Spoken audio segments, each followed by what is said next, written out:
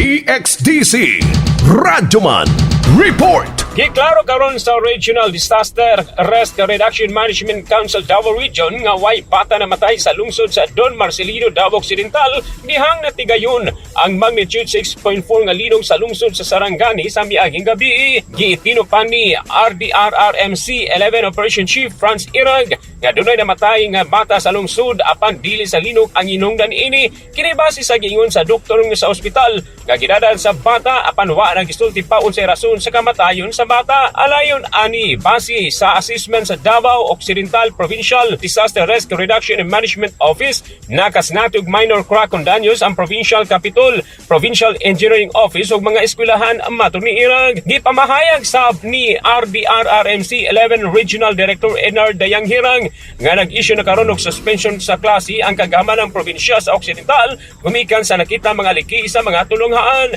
Sa karon nagpadayon pa ang consolidation sa kinatibukang danyos nga gibilin sa linog sa Occidental matud pa sa PDRRMO. Kasama mo sa balitang serbisyo publiko, Radyoman Joel Veray, Tatak RMN. Tatak RMN.